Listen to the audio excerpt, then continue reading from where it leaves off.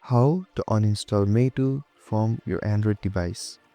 So first open settings on your phone, then you'll see a search bar at the top of your screen. Simply tap on it and type in apps. Then tap on the first option. Here tap on manage apps right below system app settings. After tapping on manage apps, you'll again see a search bar at the top of your screen. Simply tap on it and type in Meitu. Then after tapping on it, you will see three options on the bottom of your screen. Simply tap on the middle option called uninstall. And after you tap on it, it will ask for your confirmation. Simply tap on OK, and after a few moments, the Meitu app will be uninstalled from your device. And it is that easy. If you guys found this video helpful, don't forget to like, share and subscribe, and hit that notification bell so you don't miss any of our videos.